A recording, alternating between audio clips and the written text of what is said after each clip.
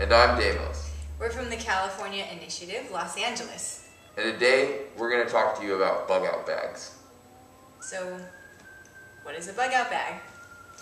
It's basically a wilderness survival pack made for an urban situation. It should be a bag that carries all of the essential items that you or your family will need in case of an emergency. It should be accessible, and it should be ready to go and pre-packed so you can grab it at a moment's notice should an emergency occur. So let's get to it and show you what should be in your bug out bag.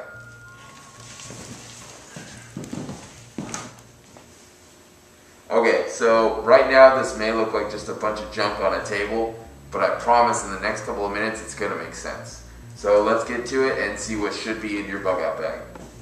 Okay, first thing you need is a bag. It should be large enough to carry all of your items. It can be a duffel bag or a camping backpack, works really well too.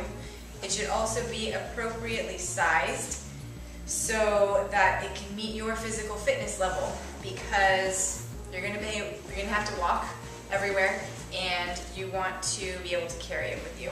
Your bag is essentially useless if you can't carry it with you. If you're a small person, you don't have a lot of strength, you don't want to overload yourself with a bag that is essentially useless to you. Okay, one of the items that you can take with you is a sleeping bag. This is a little large. They sell smaller ones at camping stores. A sleeping pad is also good to have.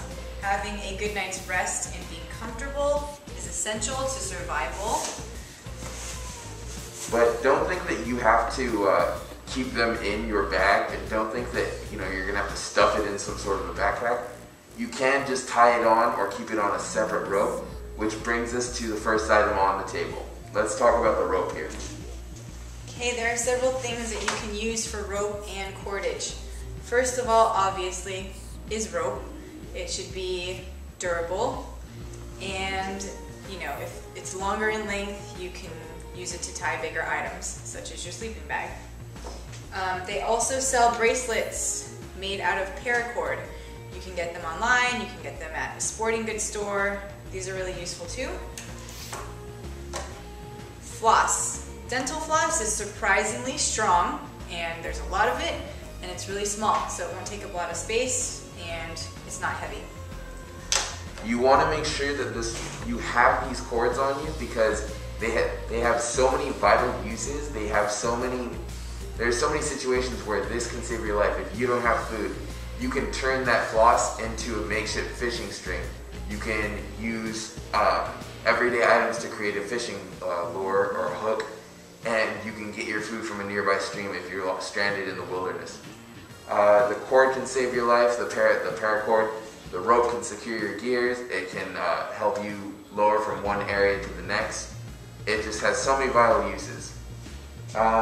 Let's move up here on the table and let's look at hygiene. Yes. Floss, also hygiene.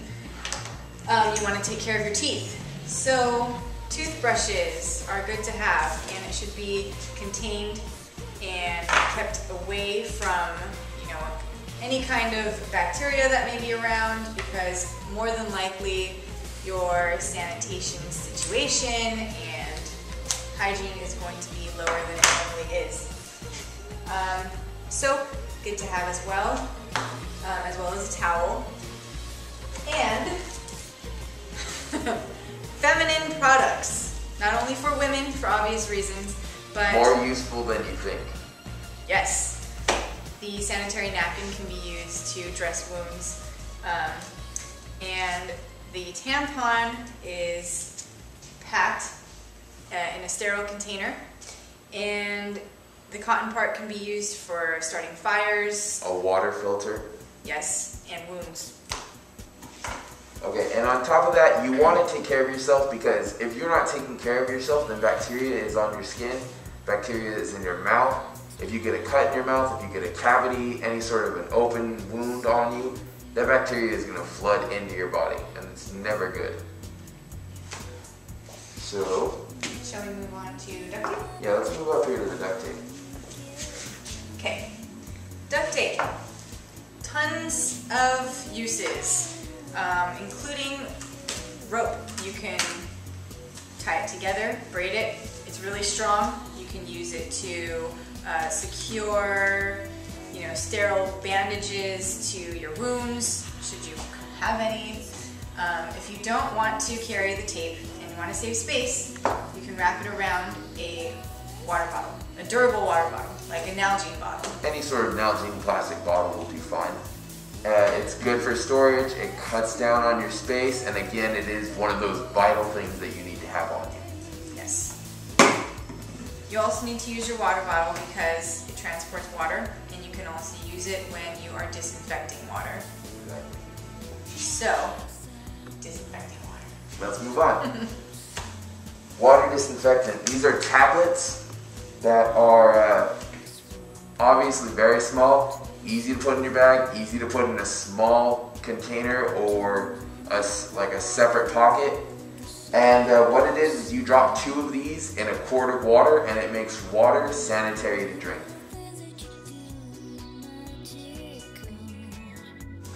Let's move up. As long as we're on the topic of water and food and stuff, let's talk here about this pan. So, pots and pans. It's good to have a pot with a lid. You can attach a carabiner to it to, hook onto your bag. The pot can be used to boil water and sanitize it. To cook food, you can use it as a shovel. You can also use it to store smaller items if you're not using them, to save on space. Lots of uses. Good to have. Okay. Next. Glasses. Glasses. Glasses. Very, medication. very, very important to have both of these on you. If you wear glasses, you need to have a spare because you're essentially useless if you're blind. If you lose your glasses, Yes. if those contacts go bad on you, what good are you to the group if you can't see? Yep. There's going to be maybe thugs running around or people trying to steal your stuff. You don't know what's going to happen. You want to have all of your senses available. It's also good to have a cord on your glasses so that they don't fall off. And One of those grandma cords that goes around your neck. yep. Medication. If you have any medication, make sure you pack that with you too.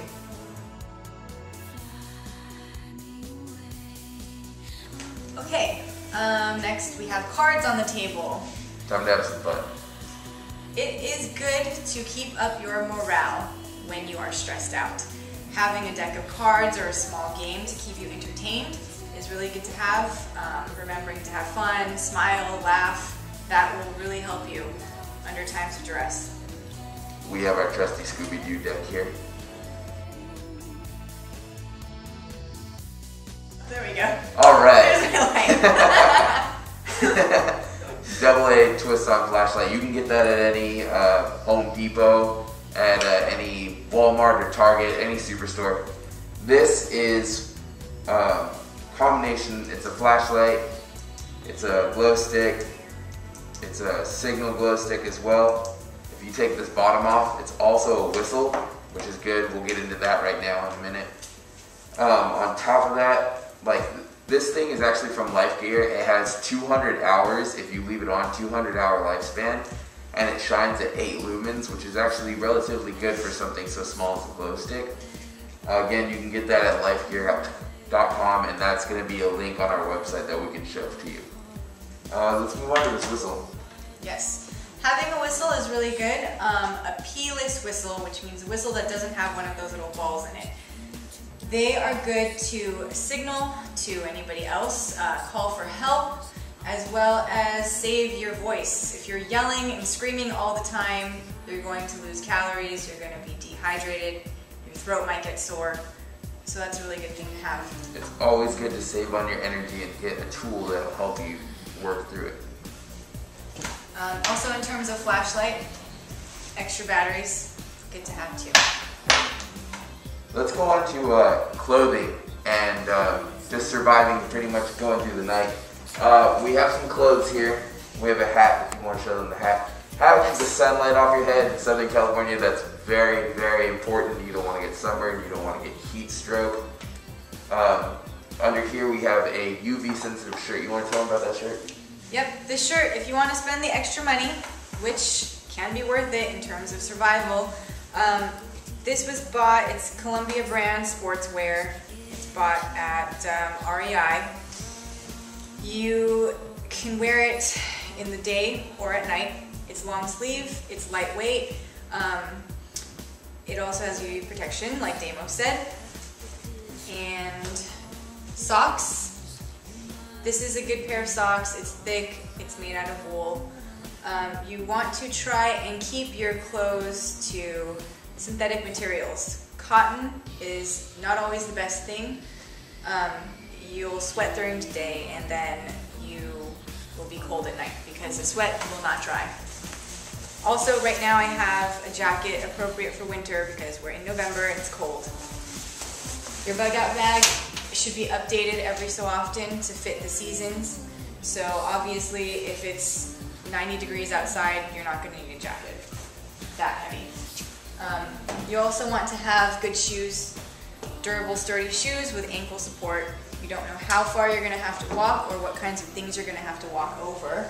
Remember that your feet are your new mode of transportation, possibly indefinitely. You don't know how long the crisis is going to last, what type of crisis exactly is going to happen, because you are planning ahead of time. The reason that you need to take care of your feet is that you need to control what's going to be happening around you, and that first step is taking care of your mode of transportation, because if you have flip-flops to survive this crisis, then you're not going too far on just that alone. However, sandals do have their purpose, as we're about to show you. Yes, a good pair of sandals, not the kind that's just going to break on you and become useless. After walking around all day, your feet are going to sweat. It's good to have a good pair of sandals to just wear around, let your feet air out, let your shoes dry out, because moisture will create blisters.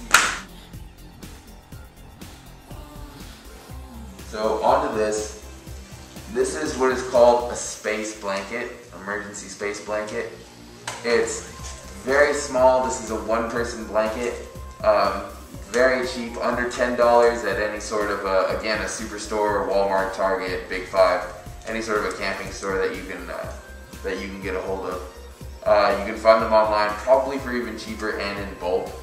But what it does is it's a thermal blanket that wraps around you. It's waterproof, it's windproof, it's snow resistant. It keeps 90% of your thermal body heat locked inside the blanket. So all you do is slip this on, get in your sleeping bag, and you're protected from any harsh cold weather nights. Yes. Let's get up here to these bags. Okay, so it's good to have various sizes of plastic bags with you.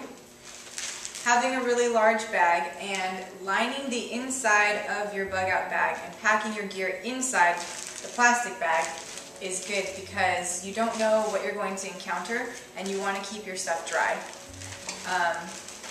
Ziploc bags, the freezer grade kind, are good for holding food, transporting water, holding any other gear that you want to keep away from moisture. You really want to try and waterproof your stuff as much as you can, because again, you don't know what's going to happen, so it's always safe just to be prepared. Yes, various sizes, all different kinds.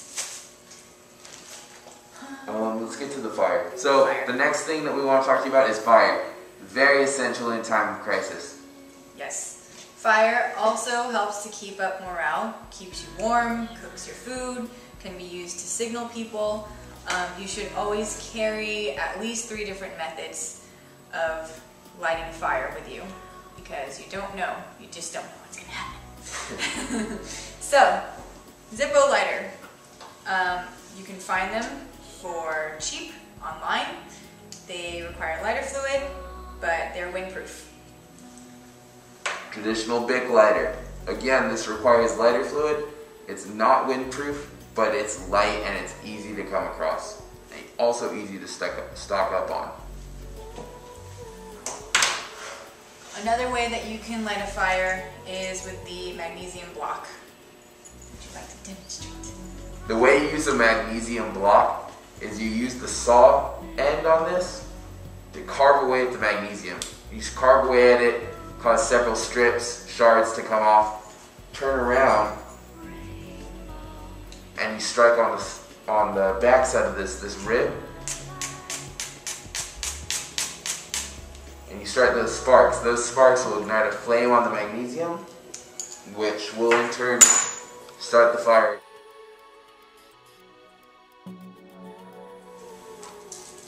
Matches.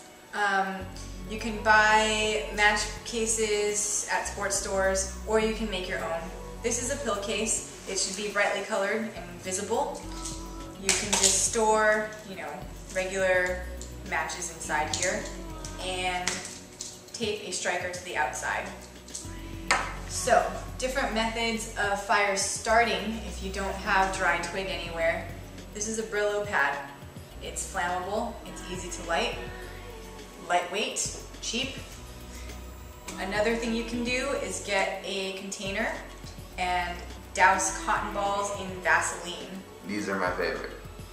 They're really flammable, Vaseline, and it'll stay lit for a while, enough so that you can build on your fire. If you scratch the magnesium onto one of those Vaseline balls and then start striking, it'll cause a fire, and then that's a good base for your campfire. Moving down here, let's do this bandana.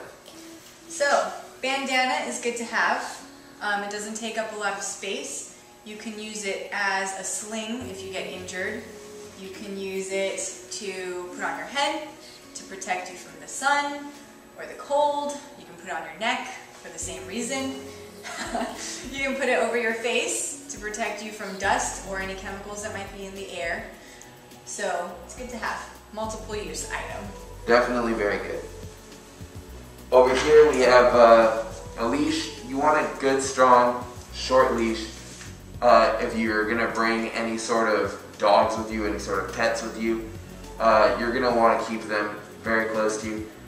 It's a different kind of world that you're preparing for. If something bad was to happen, people aren't concerned if your dog runs away. People aren't going to help you chase him down. You're going to need to take care of him. You're going to need to keep him close to you if you're planning on taking him with you. So a good extra leash is always good to pack. As well as their food. Which can be stored in Ziploc bags, which we have here. Yes. Let's get on over here. Next we have the mirror. This is from Sephora because makeup is always important. Mirror is good to have. Should you get something in your eye, you can use it. Should you need to signal somebody, you can use it for that too. It reflects the light. They sell military grade mirrors as well that will help direct light better. You can also check on yourself. Just get a good sense of self. Let's talk about money. Good old-fashioned money. In a crisis situation, never underestimate people's greed. As long as the system is still working, where money is a currency, it's good to have. Not necessarily a $20 bill, small bills, probably preferred. Keep it in a place where it's not visible. Yep. It's always going to help you out dealing with other people. As long as currency still works, people are going to be willing to trade and barter with you and even take payment for anything that you may have forgotten to pack in your bag. But you didn't forget anything because you saw this. Remember that. Also, along with money, you want to be able to take documents that you need. Identification, passports, anything like that. Not on the table right now because we don't want you to know who we are. But always make sure that you can identify yourself in some sort of crisis situation. If you come across authorities or anybody that can help you out, you need to have your paperwork with you. Let's get down to some first aid stuff. So we have your traditional first aid small bag. Has bandages, gauze, alcohol wipes, everything, basic necessities, small medical tape, everything to take care of scrapes, cuts, bruises, anything that you need to bind. And you can get this at any, again, superstore. You gotta look out for the stuff at the superstores, Walmart, Target, Big Five. Really stressing that because it's so easy and so cheap, and it's definitely gonna save your life if something like this were to go down. You wanna hang on to something like this. Small medical kit. Also, you don't want to pack anything in your medical kit that you don't know how to use. So remember that. Remember, if you don't know what forceps are or what they're for, why are they in your medical bag? You need to pack anything that you know how to use and that will be valuable to you. We also got some A-strap here. Keep this, sprained ankle, sprained wrist. Again, you can use it as an improvised sling, goes around the neck and arm. You know, keep any sort of an injury from getting worse. It's definitely good to have on you.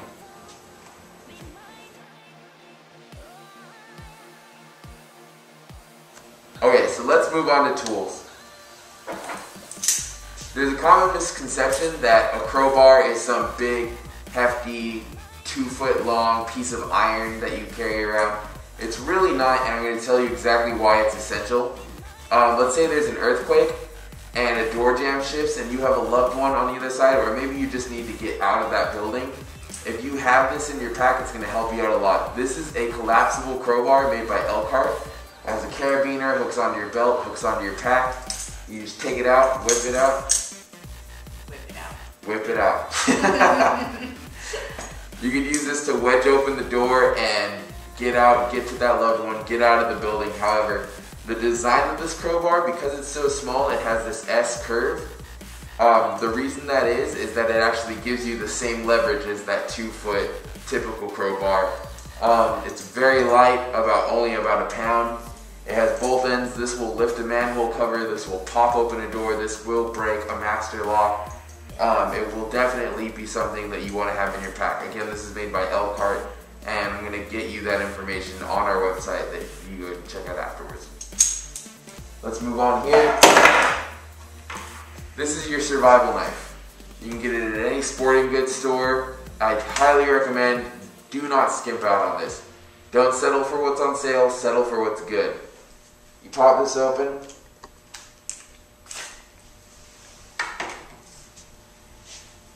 This is an all-steel blade with a saw-back edge.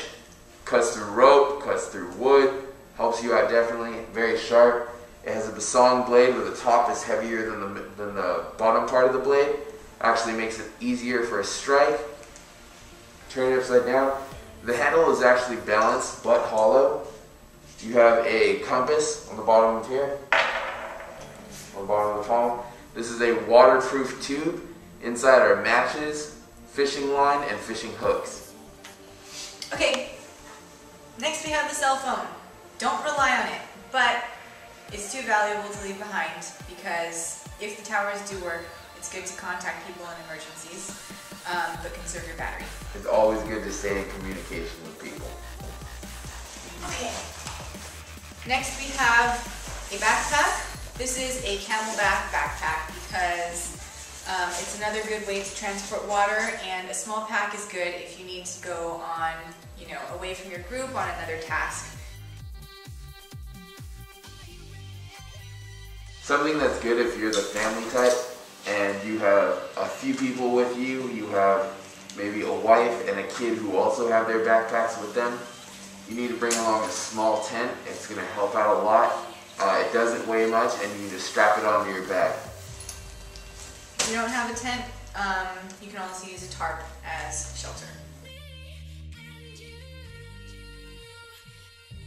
So this concludes the Bug Out Bag PSA. Remember to practice with all of your items before you need to use them. Conduct drills and keep a proper checklist. And always remember to take the initiative. Trust yourself.